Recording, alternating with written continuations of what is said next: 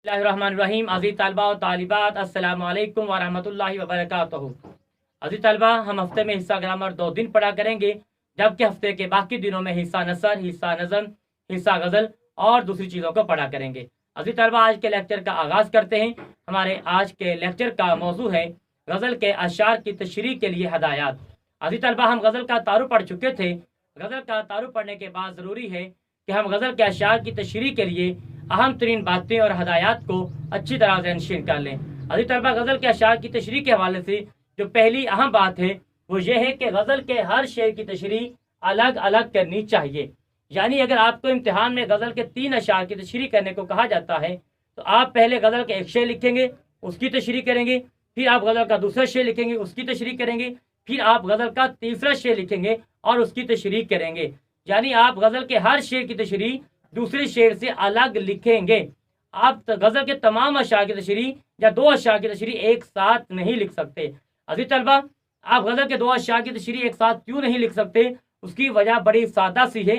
उसकी वजह यह है कि गज़ल का हर शेर मफ़हूम और मौजू के एतबार से दूसरे शेर से अलग होता है।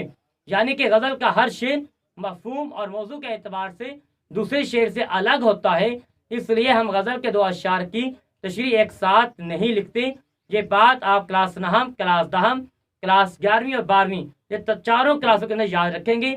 आपने हर सतह पर गज़ल के हर शेर की तशरीह दूसरे शेर से लाजमी तौर पर अलग लिखनी है। और अगर आप गज़ल के 2 अशार की तशरीह एक साथ लिखते हैं तो लाजमी तौर पर आप मुम्तहन को नंबर काटने की दावत दे रहे हैं। तो अज़ीज़ तलबा, ये बात आप अच्छी तरह से नशीन कर लें, अपने जहनों में बात बैठा लें कि हमने लाजमी तौर पर गज़ल के हर शेर की तशरीह दूसरे शेर की तशरीह से अलग लिखनी है।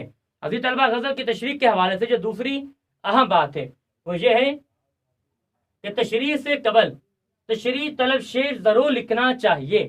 यानी अगर आपको इम्तिहान में शेर दिया गया है तशरीह करने के लिए तो आप तशरीह तलब शेर पहले लिखेंगे, फिर उसकी तशरीह लिखेंगे।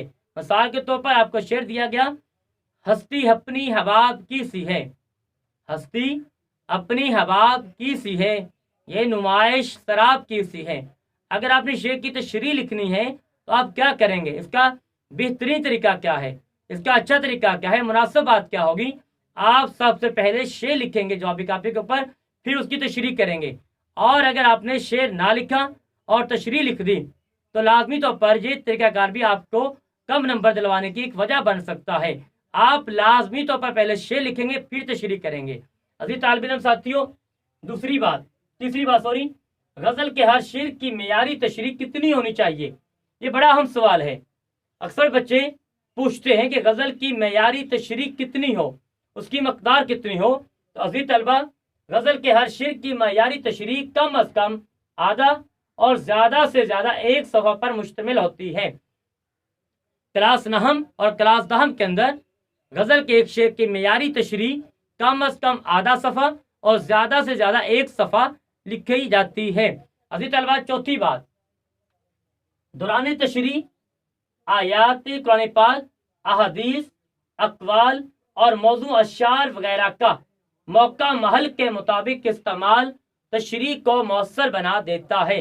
यानी जिस शेर की आप तशरीह कर रहे हैं उस शेर के मफहूम से मुताबिकत रखने वाली अगर कुरान पाक की आयत है उसका मफहूम लिखें, अगर कोई हदीस आपके ज़हन में उसका मफहूम लिखें, अगर किसी बुजुर्ग का कौल आपके ज़हन में उसको लिखें, और अगर वो शेर के मफहूम से मुताबिकत रखने वाले किसी शेर को याद किया हुआ है आपने, शेर आपको याद, वो शेर लिख दीजिएगा। मिसाल के तौर पर जो पहला शेर हमने पढ़ा था, हस्ती अपनी हबाब की सी है, ये नुमाइश शराब की सी है। अजीज तलबा, शेर का मफहूम क्या बनता है?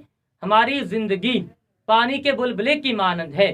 हस्ती हमारी जिंदगी, हबाब पानी के बुलबुले को कहा जाता है। हमारी जिंदगी पानी के बुलबुले की मानंद है और ये दुनिया का सारा दिखलावा एक धोखे का मकाम है, एक धोखे के सिवा कुछ नहीं। अजीज तलबा, शेर का मफहूम ये बनता है कि दुनिया आरजी है। अब अगर हमारे जहन में कुरान पाक की कोई ऐसी आयत का मफहूम जहन में है जो इस मफहूम को बयान करता होगा तो हम उस शेर की तशरीह में उसको लिखेंगे। जैसे कुरान पाक के अंदर मौजूद है, कुल्लु नफ्सिन ज़ाइक़ातुल मौत, हर नफ्स ने, हर जीरो ने मौत का जायका चखना है।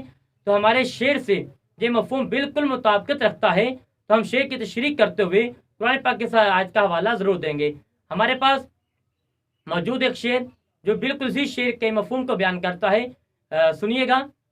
کہا میں نے کتنا ہے گل کا ثبات، کلی نے یہ سن کر تبسم کیا۔